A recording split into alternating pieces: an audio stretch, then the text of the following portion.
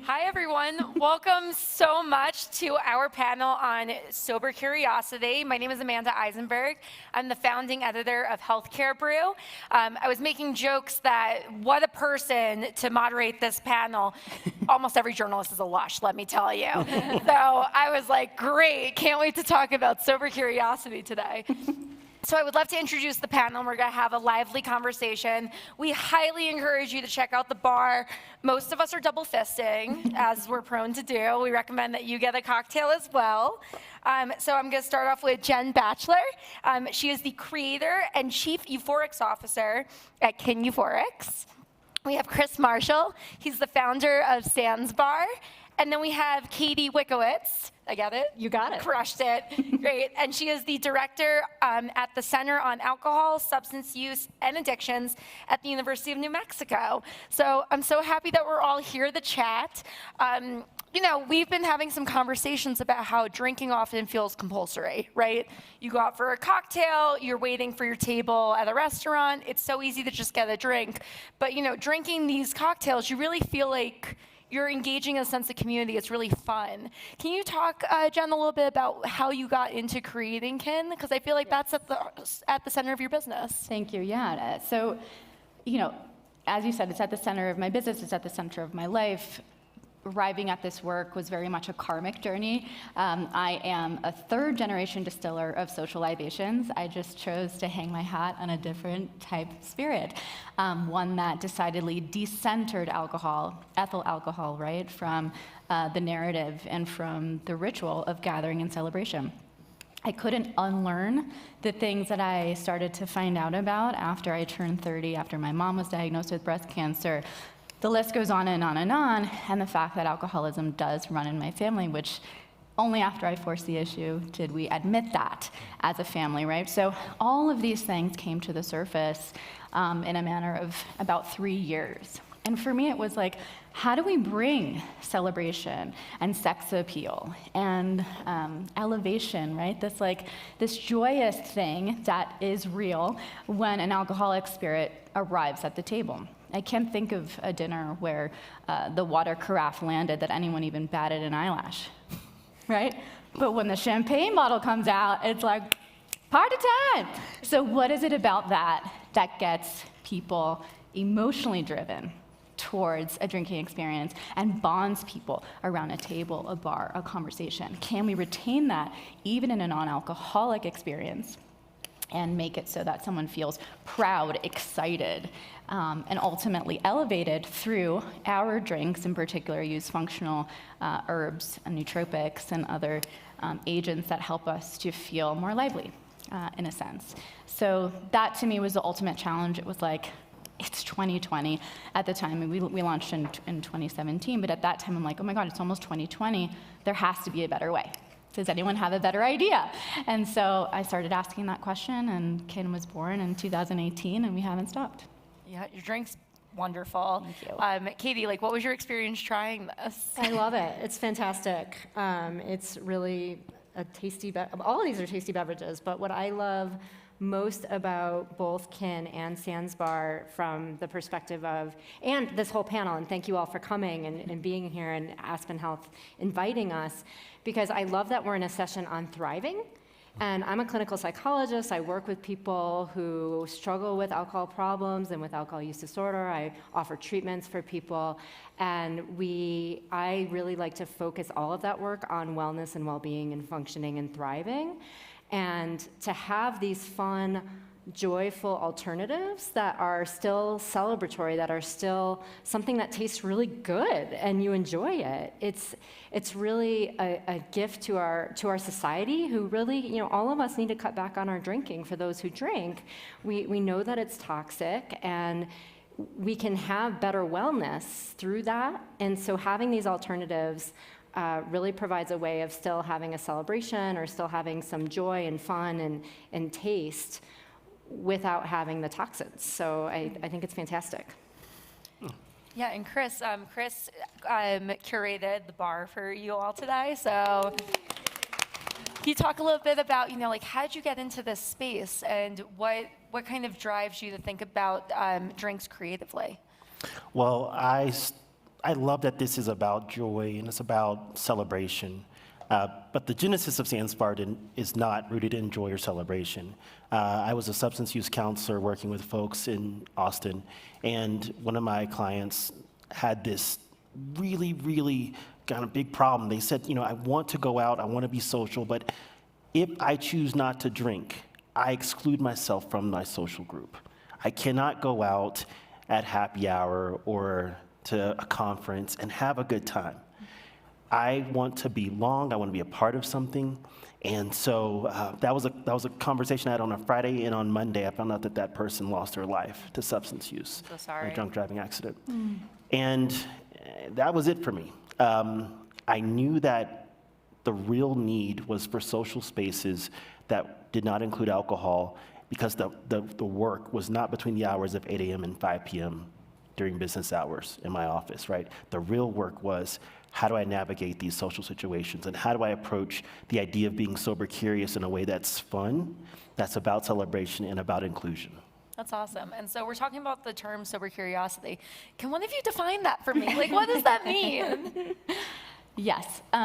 So my good friend Ruby Warrington actually wrote the book on this. So if you're really interested, she covers the gambit, and it's evolved incredibly since then. But sober curiosity is really an exploration of someone's relationship to alcohol, number one. There's so many paths to sober curiosity. You can be doing it for wellness purposes, for mindfulness purposes. I mean, some people are curious what sober sex is like because they were introduced to sex in college and didn't have a single sober experience. And so there's so many motivations behind it. There's not a single timeline around it. It's not, I'm sober for ever, or I'm sober for a month. Some people are sober for a day. Some are saying I'm sober, 3 days a week. So people are really designing their experiences and trying it on for size. Yeah, I would add to that sobriety is a spectrum, and that sober curious is that very needed other end of the spectrum of sober serious. And for, most of my life, all we had was this binary choice. Either you were sober and you were excluded to the kiddie table, or you were, in recovery, and, you're a person who can drink and you're having lots of fun. And I think that sober curious was the other end of that spectrum, where we can plot sober sometimes, sober for sports, sober for, reason or no reasons at all. There's a million plot points on there, so you don't have to be either or. You can just be. And that sober curious is an invitation to explore your relationship to alcohol. I love how you talk about it on the spectrum, because during our prep call, I made a mistake. I was like, let's talk about, sober curiosity and then people with alcohol use disorder. I'm like, those are different, right? And Katie was like, actually. So I would love for you to kind of talk about how, talking about sobriety on the spectrum is really the more inclusive way to talk about how we think about drinking. Absolutely. And we know that, most people drink alcohol. Most people drink without problems, and a small minority do have some serious problems. And at the same time, our society really, like you said, relegates this one group of people to, they have a problem, they can never drink again, whereas everyone else should drink as much as they want, and glorifies heavy drinking. And so what I love about the Sober Curious movement, these new mocktails, all of these, Dry January, Sober October, those are some other things we could talk about, is this idea of opening up this spectrum where it really is a continuum. And we can all make choices around how often we want to drink, if we want to, have some mocktails or reduce our drinking, or if we don't want to drink at all, and play around with that question of what is my relationship? The other question I always like to ask people is how is alcohol serving you, and how is it not? And just sitting with those questions, and with a little bit of mindfulness, we also do a lot of mindfulness-based work to think about those questions. We live in a society that really glorifies alcohol as serving us, and sometimes it does. And so when is it serving you, when is it not? When maybe would you not want that drink while you're waiting for the restaurant to open up for a dinner table? So I think it just really, for me, it's a whole new and exciting step in the direction of thinking about a society that could really embrace people and help people actually who don't want to drink too, because that's the other piece, right? Like having that place of having connection where there isn't maybe that pressure to drink, or having an option at a bar. If you do go out to a bar and you want to have a mocktail, that option's available to you. Because how often do you go to a bar and all they have is soda, which is like high in sugar and terrible for us, or alcohol. So I just really hope that this keeps moving and King keeps making fabulous drinks. And I was just asking Chris about, like, are you going to franchise so we can have more Sans bars all over the country? So I think it's great. Yeah, I mean, it's a really good point because, yes, most people drink. But what's the actual breakdown? It almost seems like everybody drinks. Well, in fact, 43% of drinking age Americans don't drink.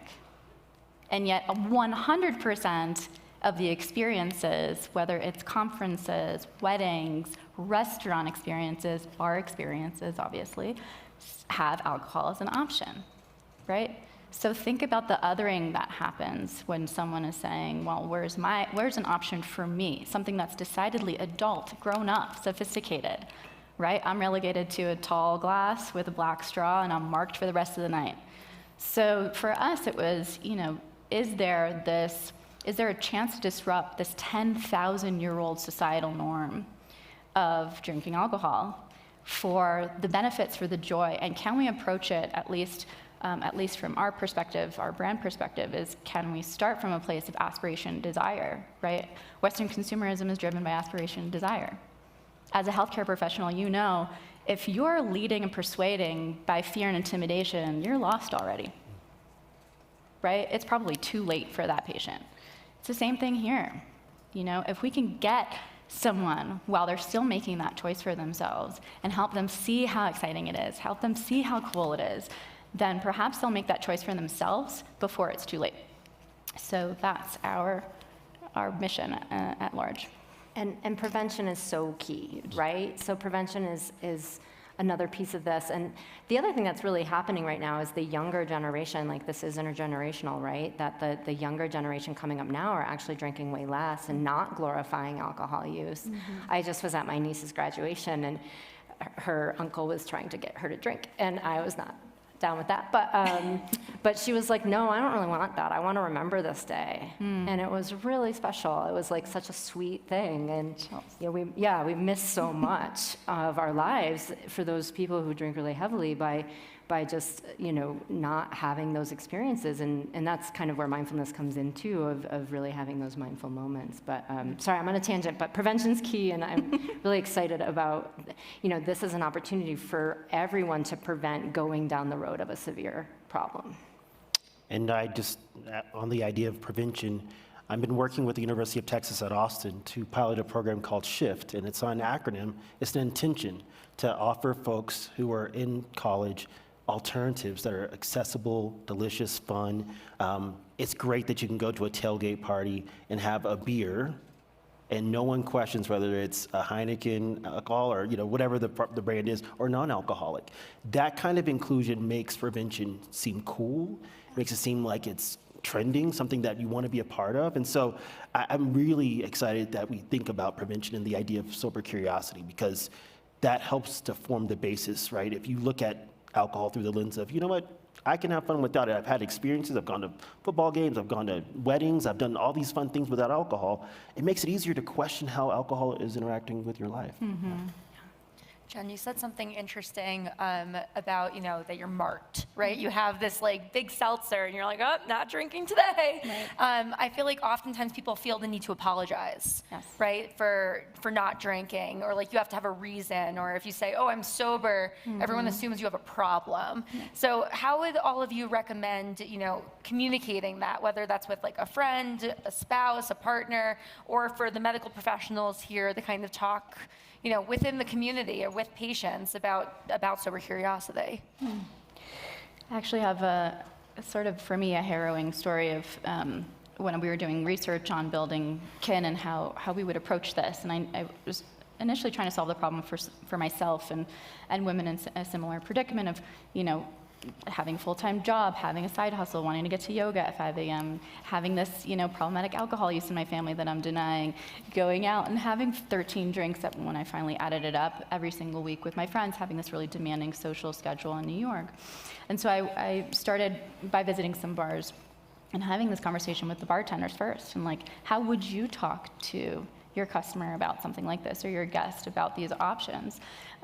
Because I had witnessed some other brands that existed, whether it was a non-alc beer, some of the ones that have existed on the market for a really long time perhaps weren't focused on flavor, and so they would say, oh, you really don't want that, right? And so they would sort of kind of bait them back into the alcohol experience. And there was a woman who walked in when I was in the midst of this research. She walked in before open, and it was like 4:30, and she comes in kind of harried, and she said, I'm gonna come in about 2 hours, and I'm gonna order a vodka tonic, and I want you to serve me tonic water with lime, and please don't mention it, right? And so whatever was going on through her head, and I later did find out, because it was important to me, right, what these motivations are and what these women were going through.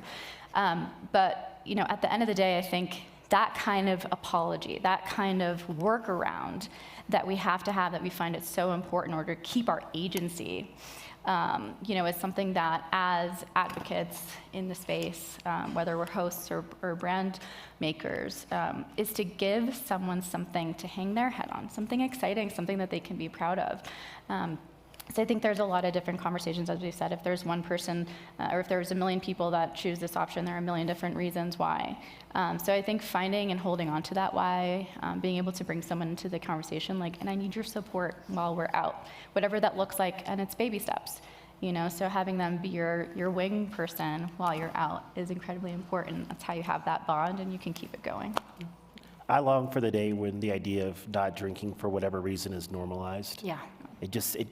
It shouldn't have to come with an explanation. I have a lot of friends who are plant-based and vegan. They don't launch into like this, like, well, in 1993, like, it's just, I don't eat meat. Like, oh, cool. There's all these other options for you to try, right? And I think that it's folks in this room right here, especially in the medical field and health field, that if we can normalize the idea of sober curiosity and say, okay, well, your alcohol intake, it looks a little excessive. Using one of the alcohol assessment models, like, let's not call it alcohol. Let's just say you're just on a sober curious journey, and maybe encourage someone to go down that path in a mindful way that's about this kind of wonderful curiosity of what my life looks like sans alcohol, right? I want that day to come quickly. Yeah, absolutely. And normalizing and destigmatizing too, because there is a lot of stigma wrapped up in that question. Why aren't you drinking tonight, right? And you might flip it around and say, well, why are you? And so I think that's the other benefit of the Sober Curious movement and all of these new approaches is really trying to also destigmatize, recognizing the spectrum, and say that, hey, like, whatever you choose to do, that's your path, right? And I'm on my path, and this is what I'm doing for me, for my wellness, for my health, so I feel good tomorrow, so I can go for a run tomorrow. Whatever it is that you're doing, but it really is that agency that Jen was talking about, and I love that. Yeah, I think the saddest part of, I've been at this now 7 years, and what I've learned is that when someone's asking you that, it's usually about themselves. Yeah. And so for me, I've heard all kinds of fun things, like, oh girl, I have no idea what it was doing to my sex life, let me tell you. And then, launching into this conversation that doesn't create this sort of tension, but then also brings them into the, into the experience. There's all kinds of tactics on how to do it, and there's no perfect way, certainly. But it's sort of acknowledging that when someone's asking you that question, especially in the moment, it's usually just a reflection on their nervousness around, shit, she's not drinking, now what? The vibe is totally messed up, right? And being like, no, we can still have fun. Trust me, it's gonna be great. What I'm hearing is that a lot of you are talking about coping mechanisms, right? And I think with COVID-19, harm reduction really entered the national vernacular, right? Like, we're saying, okay, like, if you're gonna do this, then maybe wear a mask, try the social distance if you need to see people, and thinking about harm reduction. So, Katie, like, this is your expertise. Can you talk a little bit more about, how we could think about alcohol in the context of harm reduction, and maybe, like, is there anything from COVID that might be helpful in terms of thinking about this? Yeah, absolutely. And I'm so glad we're also talking about harm reduction, because harm reduction means there's also a spectrum of harm reduction, right? And I always say that if you're deciding to be sober serious, like that's the ultimate harm reduction, right? And then, but there's other gradations of harm reduction. You might decide that you want to reduce the quantity of your drinking when you drink, or the frequency in which you drink. Maybe have a couple nights a week where you don't drink at all. Maybe have weeks at a time, or maybe you don't want to change your drinking, but you want to look at the harm it's causing in your life. And so maybe you don't want to, drive after drinking. Maybe you want to spend time with your kids without drinking. Maybe you want to do other things without drinking to kind of change how drinking might be harming your life. So it's, again, that kind of question of what is your relationship with alcohol.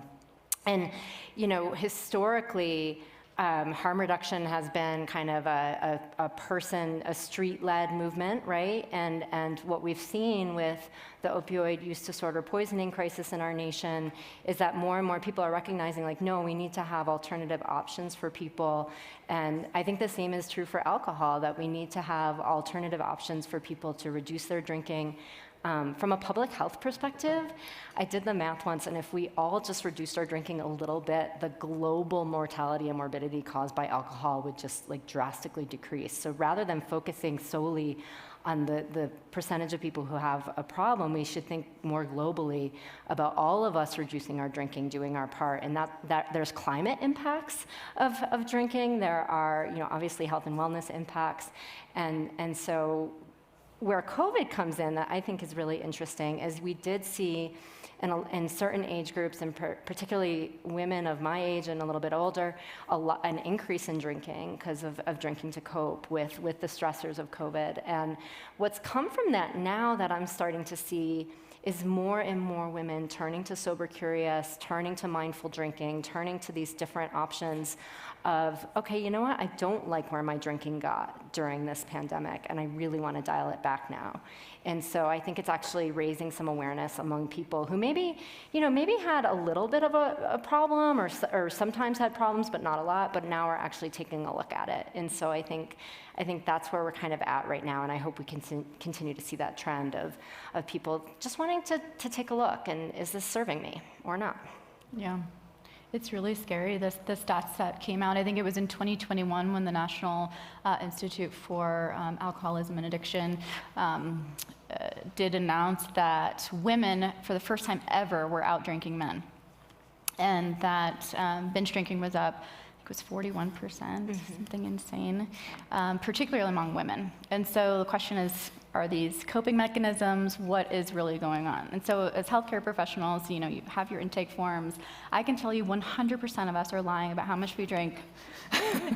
You gotta ask the question, because the binge drinking is what's getting us. It's not the casual glass of wine a night. It's literally the 8-9 glasses or drinks that we're having on a Saturday because the kids aren't around or whatever it is, right? So it's that kind of thing that we're never going to talk about in a clinical setting.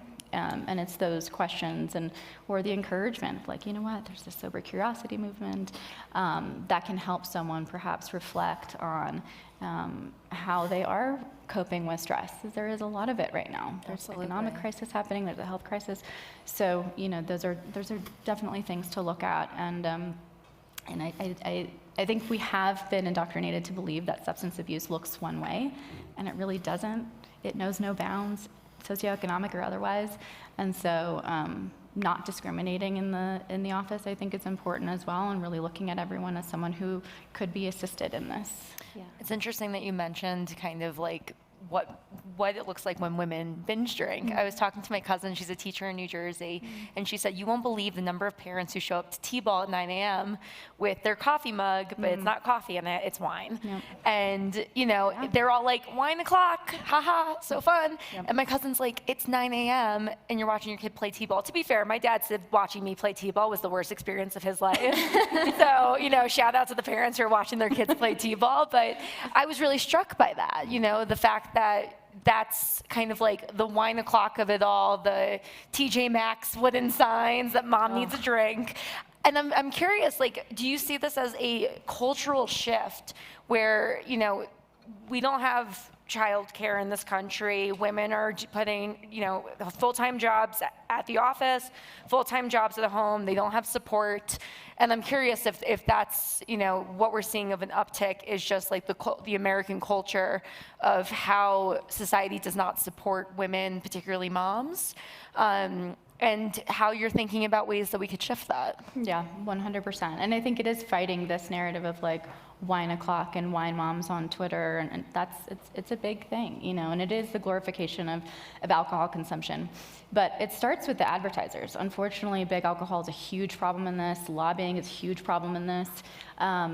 For every one ad that you see that's obviously targeted to a man, there are 2 for a woman, right? Why? Because 1, women are out drinking men, got to keep selling to them. 2, women are the shoppers of the home. And so we constantly are berated and constantly targeted by these messages that if you're not drinking, you're not enough. I remember a Jack Daniel's commercial, I don't know if you guys remember this, but it was kind of like when I put my stake in the ground and I was like, all right, I'm doing this business. Let's get ready. Roll up the sleeves. Yeah. Jack Daniel's launched a campaign to get more women to drink, and they called it Jane Daniels. And I don't know if you guys remember this, and it was Mila Kunis in her black power suit at the bar, and she was like, pass me that whiskey, and so. Which is sexy, you know what I mean? Like, she looked great. Right? Yeah, let's totally. be serious. She looked amazing. And so if you weren't drinking, that might have turned you on to it. Why not? But the reality is, like, this does have repercussion. As I mentioned, consumerism is driven by desire. And so, I think it's just changing that, changing the face, changing the thing that's cool, and then reducing some of the things, allowing for better stress relief protocols, encouraging that across our system. I don't know how to do that. You guys are way smarter than I, and could help to develop programs, hopefully for moms, for parents, for people of all walks, really. But at the end of the day, I think it really does start with changing the narrative. If we don't do that, these moms are going to continue doing that because it's a bonding experience too. At the end of the day, so allowing for healthier ways for us to come together, I think is really important. Yeah. And since there are healthcare providers here, I think screening really is important and not assuming anything. So I actually had a healthcare provider do the, questions that they're mandated to do as part of their record to ask me about my drinking. And she said, so do you drink alcohol? I said, yes. And then she said, so like 1 to 2 drinks a week? Didn't give me an opportunity with an open-ended question. Right. Like, what was that? I was like, what did you just do? I was like, why? No, you're supposed to ask me, here's how you do it. You're supposed to ask me questions about this. And so I think, not reducing stigma by not being afraid. You ask about all sorts of health behaviors of your patients, and I can tell you that alcohol is probably having a bigger effect on their health than a lot of those other things you're asking about. So alcohol, we know it impacts sleep, it impacts energy levels, it impacts activity level, it impacts hypertension, it impacts diabetes. Every single disease state, alcohol has a play in that. And so if you're not asking about alcohol, you might be missing one of the main reasons that your client or your patient is coming to see you for insert medical problem X here. And so we really need to do, I think the healthcare industry as a whole, but often needs to do a lot better of really taking those questions seriously. And they're in the electronic medical record for a reason, because we know that screening actually helps people pay attention to their drinking and reduce their drinking. Mm-hmm. Awesome. Panel, is there anything that you wanted to talk about that I didn't ask you? Before we turn it over to Q&A so you'll get grilled. I think we should talk about connection, and I'd really love to hear Chris tell us a little bit more about Sandsbar and what that's like, because the thing that, as a clinical psychologist, that I worry about too, when people, their entire social life does revolve around drinking, is we know social isolation is also a big problem, right? And I don't want a client to stop drinking and never leave their home and have no more social life. I want them to have social connection and want them to be connected to others. So I think connection, really, really important. And would love to hear more about Sandsbar and how that connection goes. Yeah, I think the basis of Sandsbar is connection. I believe that while alcohol use disorder is a huge issue, loneliness is a greater one. And it's the pandemic that we don't really talk about that often, right? It creates more mental health problems, can lead to suicide and other self-harming behaviors. And so connection is key, and that is why we do what we do at Sandbar. The drinks are nice. I love the drinks. I think they're great, but that's not the product. Right. The product is going to a space where you can be deeply known and understood by someone else, and you get to do the same. And there's just not many third spaces where we can do that. We can practice being a friend and being kind, singing karaoke without alcohol, like going to drag shows, like having these experiences which make life beautiful, make life worth living. That doesn't happen in isolation, and I want everyone to realize that the best version of themselves is alcohol-free. And so that's what we do at Sandbar. We create these connective experiences so that people can understand that I'm enough. I don't need alcohol to make me feel anything. You know? Yeah. Chris, I have a follow-up for you on that. So you're talking about the third place, right? Can you explain what that means? And then also, like, does that third place tend to be alcohol? Like, is alcohol at the center of a lot of third places? Yes. Short answer, yes. Third place refers to that space between work and home, right? And for some people, most people, that looks like a bar, restaurant, some kind of social spot where you go in and have a few drinks with your friends. It's cheers, it's that place where everyone knows your name. And there's not very many that are for adults that just center around having those connective experiences. And that's why I want Sandbar to be all the bar without the booze, right? A space where you can come in and have a good time and meet new people, right? It's hard to meet new people at the library. Like, hey, how are you? My name's Chris. It's hard to do that. You need a space like a bar, right? That engenders meeting new people, inserting yourself into a conversation and just riffing and talking. Like, that does not happen in most spaces. So the dream, the vision is to have more spaces like this across the country. That's awesome. Even in self-care, we relate this to better health. Well, if you look at your self-care rituals, whether it's going to the gym, yoga, whatever, putting your moisturizer on, it's a solo act, right? Yeah. Taking a pill, solo act.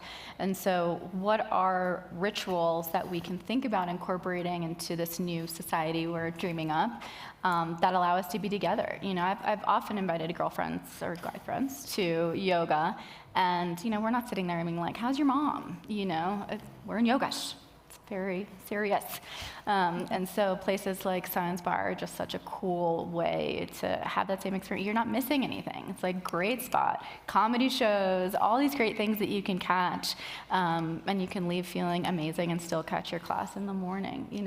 There's just so much compounding benefit to seeking a place like this out.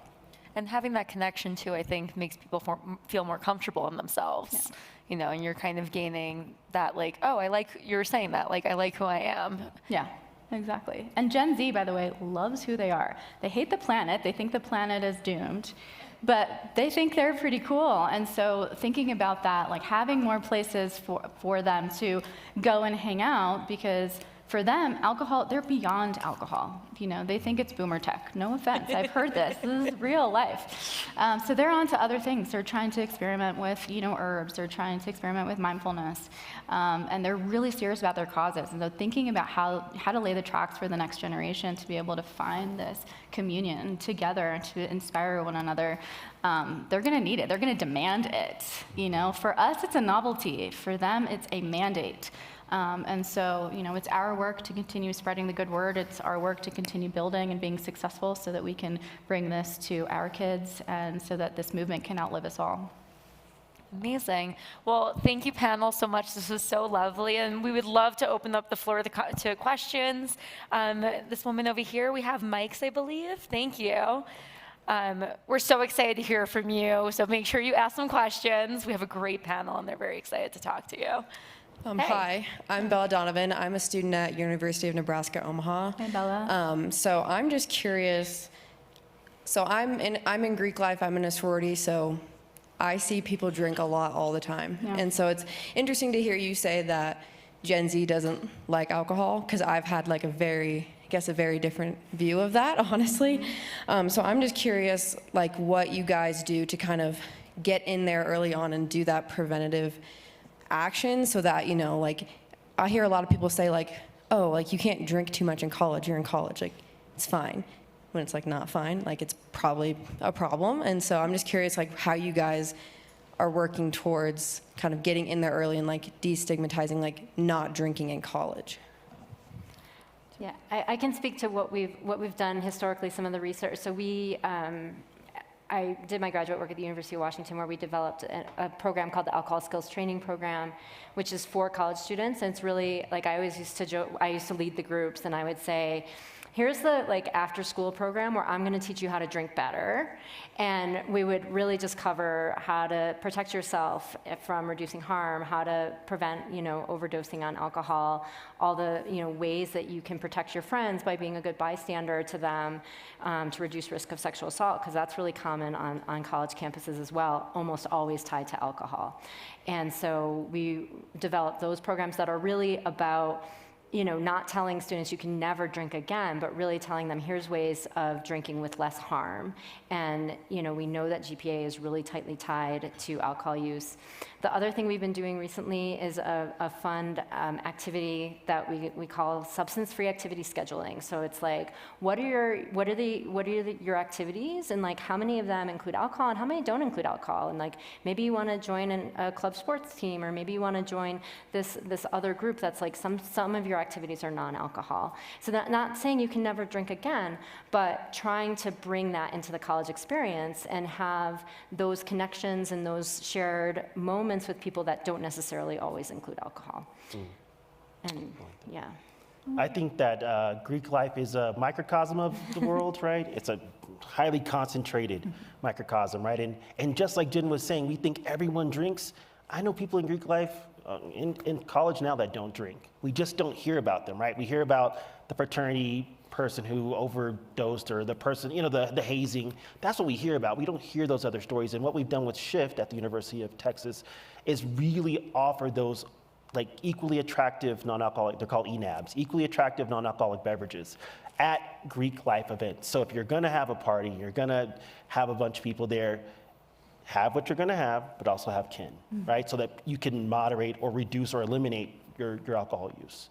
Yeah, I do think it's about access. And if you're part of this long-standing tradition of drinking in Greek life, which is very real, to Chris's point, if you find that one person, that one girl that, doesn't think it's cool or had a really bad experience, supporting her and being like, you know what, let's not drink for a week.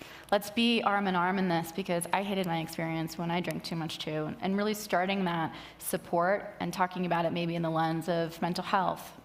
Perhaps there's an initiative that you guys are thinking about internally that can really drive that home. I know women's health was a big one for me in Greek life, and I wish I had the courage to talk to the other women around me and say, you know what, this kind of sucks. I hate feeling hungover. I hate waking up and feeling like, what did I do? What did I say? That level of anxiety is just so draining. So yeah, I think it takes advocacy within, and what we try to do as a brand is make it joyful and make it cool so that you guys feel proud to start that narrative, that conversation. That's great. And those are all great suggestions. I'll add harm reduction as a good model to think about. I've seen on TikTok Gen Z walking around with like a gallon, like a water bottle, like a water gallon. Right. And it's their own jungle juice that they made and then brought to the party. Because when I was in college, you would go to a frat party, somebody hands you a red Solo cup, it's sloshing with some red liquid. You don't know what's in it. You don't know who made it. Greek life, there's a higher rate of getting drugged than like the normal, like the general university population. You're just at higher risk, and that's not any fault of your own, right? It's just like that's the environment that you're in. And so if you think about harm reduction being like, okay, like I'm gonna drink, but I'm bringing my own alcohol. I mixed it. I know how much is in there. I can control how I'm drinking and what I'm drinking, versus, being in a space where you don't have control over those things. And so I've seen on TikTok harm reduction experts like promoting this and saying like, if you're going to drink and you are going to binge drink, this is the safer way to do it. And so that's just my 2 cents. And it's also super great because people don't know what's in that jug. So there doesn't have to be any alcohol in there at all. That's true. And you can be like sloshing it down all night long, and people think you are the life of the party because you can really handle your liquor. And yeah, you can handle your non-alcoholic gallon jug. So was that helpful? Did we give you good tips? Yeah. Okay. Cool. Thank you. Any other questions? Right over here. Thank you. Hi, I'm Kala. I'm a healthcare provider here in Colorado. My primary population is assigned female at birth, and it's not hard for me to, when I'm doing counseling, kind of incorporate the mommy wine sort of talk, or breast health, right, and alcohol's relationship to breast cancer increases, so that's fine. What I'm most interested in is two things. One is I also think alcohol is pretty tied to ideas of masculinity, and I would like to know, both as either a provider, any tips that you might have in terms of how to introduce and talk to, counsel, motivate assigned male at birth patients, how to maybe reduce or eliminate alcohol and recognize the harm they might be causing. And then on a personal level, right, in and amongst informally friends who we think might have a problem, what would be a gentle way as not their healthcare provider to maybe suggest that we're concerned about them? Great question. I can speak to the latter more, but the first one, I mean, I think there's nothing more masculine than like being able to not have a drink, right? Like that is really sexy and amazing. And then also, I would also raise issues of like muscle mass. If you care about muscle mass, well, that alcohol is going to affect that, and not in the good direction. So that's one thing I would say. So I mean, I think it's really important to try to reduce stigma around alcohol and alcohol-related problems. So if we're concerned about someone, we don't make it about what they're drinking, but how they're drinking is getting in the way of maybe their values. And so like, what do they really value? And so opening up conversations about that, and like 9 times out of 10, people will come around to drinking, that may be getting in the way. We don't need to like watch people's alcohol use. We don't need to like be police that are like, I'm so concerned about your drinking. It's not about the drinking, it's about what drinking is doing in their lives that we're concerned about. So focus on that you're concerned about this piece of their life that you think they value. And that's really what matters, not the drinking, because that's the other thing. What we know is that people can actually successfully reduce their drinking and have really good lives and be high functioning and have good well-being without identifying as having a problem. And what happens is like good life gets in the way. And so helping people identify that good life that's going to get in the way of drinking is what I would recommend for people who are worried about their loved ones. I would just add to that so much of what I've seen work with those who identify as men is community for everyone, but especially men, because we're not socialized to process our emotions, right? And so it's great when we're all kind of able to like just kind of grunt and, bang our hand, do the caveman thing, all together. And then from that evolves real conversation. But yeah, I think it's a lot of masculinity is in this idea that you cannot be emotive. And so much of what you're taught or you're told when you're questioned about your substance use is guilt and shame based. And guilt and shame does not work for anybody, right? So that'd be my perspective there.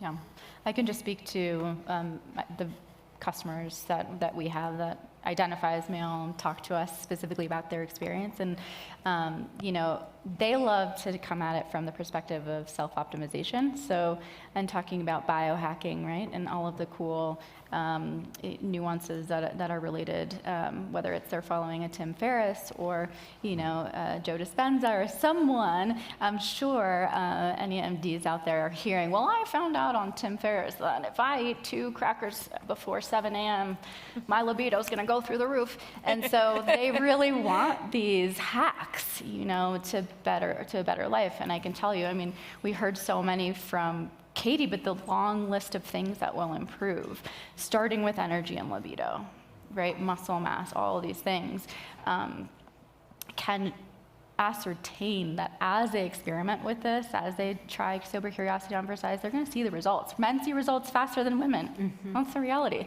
So for me, that's what I've seen. Like we have some of the highest repeat rates with men, certainly with our product.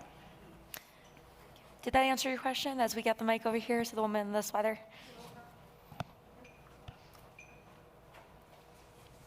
Hi, what a great topic. I really love the word sober curious. I think I've been that for a long time and didn't have language for it because I barely drink, but sometimes I do, but I really don't because I don't feel good. Anyway, and I happen to be sitting here, it occurs to me, with a sorority sister from college. Thinking back about, and was in a band where we filled Jack Daniel's bottles with iced tea so that we could chug it on stage, or vodka bottles with water. I'm not saying that I think that's necessarily great because then it looks like we're chugging it on stage. Anyway, my question is this. You've talked a lot about people's reason for drinking, and it sounds like a lot of it is around social lubricant and coming together and connection, which is so important, and I'm glad there are alternatives. But I feel like I know people now who are drinking because they need to be numb, like from a sense of overwhelmedness. And I'm just wondering about your thoughts about that and an approach for that. That is very real, and I think we've heard it a lot. I know I heard it today in a lot of the women's health panels, but this concept of burnout is real, it's pervasive, and so I think, certainly us as a community, as a brand, we are constantly working holistically with different MDs, different providers, different therapists that can help us to share tips on how to deal with, our lives today, our modern lives, whether that's to even just to find some time in the morning for mindfulness, right? Like bracketing out these times for work, for being present with family, for checking our phones, and sharing some of the interesting tidbits that we're finding. Every single day there's a new thing to learn about neuroscience, and a lot of it is stemming from the impact stress has on the brain. One tip that we shared recently was, when you look down at your phone constantly, you're literally restricting your breath, right? The actual pathway for oxygen to be absorbed by the brain. And so, of course you're feeling fatigued. Of course you're feeling like a lesser version of yourself. How can you tackle all of these challenges in your life when you are running at half-mast? It's impossible, right? So being able to say, hey, how about you look up? And we'll even do a social media post. Like, this is your chance to look up, look around you, and look at the horizon. Because our lizard brains will remind you that that's what safety is. If you have the agency to look up and look around you, right, and take a deep breath, your body feels at ease. And so it's these little micro moments that can literally shape your neurochemistry, your endocrine system, to help you relax and help you cope better. So it's not just the drinking, it's not just the drinking occasions where you can help yourself, it's little moments throughout the day. And so it is pervasive, it's a hard problem to solve, and there's so many, I wish I could provide a nanny to all of these people that are calling me with challenges that they're facing at home. Because that's a big part of it, right? But I think just the micro moments, helping people to make those shifts throughout the day, really have a big impact as well. Great, and I think we have time for one more question. So, Can I just add one to that last bit? Please. It's just, so a lot of people think that alcohol relieves negative affect or relieves boredom or relieves stress. And actually what we've done is smartphone surveys of people like before and after drinking, and it doesn't. And so we actually do that with people too, of like have them rate their mood prior to and after drinking and engage in some mindful drinking. So like really paying attention to mood and sensation and feeling before, during, after drinking. And people will come back and be like, yeah, actually it doesn't make me feel better. I thought it did. I have the belief that it did, but it actually didn't. No. So, yeah. My questions to all the panelists. How do you decolonize sober curious? What I'm saying is I am Mexican. I can't go up to my cousin and be like, hey, primo, are you sober curioso? He's going to like look at me like some weird person, but I think everyone in my family should join this movement. How do you feel like we can approach different types of demographics and groups out there? I'll share, we're actually working right now on culturally tailoring and centering a mindfulness intervention that we developed for Hispanic, Latin groups in New Mexico. And so really working with the community to try to understand, like, what would this look like for you? What would be helpful? Because the community has the answers. I don't have the answers for that community. And so I think, same thing would go for Sober Curious. Like, don't take the colonization of Sober Curious into your community, like create something in your community that makes sense for you. That would be my advice. I want to be able to see myself in the ritual, right? So culturally, I think there's so many nuances that lend themselves to being able to translate the experience, right? It's a very experiential thing. Once somebody can actually see the benefit, be there with you, and still have fun, like no harm, no foul. Oh, I didn't have a drink, or I didn't have alcohol, but I still had a great time, right? And we still feel together, especially speaking from a Latino perspective. It's like, you know, the family aspect, that cohesion is so important. So I know for me, I always have a sangria, alcoholic, non-alcoholic. You can choose, nobody's watching, you know? And it's the same music, it's the same experience, but then also just being like, oh my gosh, you know, and sharing all the benefits. I think what's big in the Latin community, at least in my family, it's like sharing tips. Like I always want to be better in some way, or I always want to feel great, look great. We're very vain in my family. And so if I could tell my grandmother, hey, just, you know, your skin's gonna glow if you know, switch out your nightly glass of wine or that Budweiser, she loves Budweiser, for an athletic brew, then you're gonna look amazing. And she calls me later, she's like, Mija, you have no idea. I woke up and my eyebrows were fuller. And then it's like, done, I have her for life. So I really think it's recentering around what your cultural experience is. Yeah, I think from a larger perspective, zooming out all the way, it's access to capital, period. The only way you decolonize anything, tech, medicine, anything, is access to capital. And there's brilliant founders and thinkers in this space who do not get the same kind of capital that their white counterparts get. And I think that that's something that needs to change as we evolve this non-alcoholic movement. It's so true. Right. And also the nuances in communities. I mean, that's the thing. Our work is not going to be done until we can actually go into food deserts, into impoverished communities, and actually be able to, I mean, at the very basic level, see an organic carrot and a 40, right? Like right now, it's more accessible to get a 40 ounce of beer than it is a healthy piece of produce, right? So it's like, you're not gonna see kin there for a while. That's taking me, you know, I've been at it 7 years. So it's gonna take me a while to get there, but advocating at that level to make sure that there is acknowledgement at the public health level that we need to be incorporating healthier and providing access to healthier options across the board. Amazing. Well, please give it up for this amazing panel. All of you did a wonderful job. Thank you all so much for coming. We really appreciate it. Cheers. Cheers. Yeah.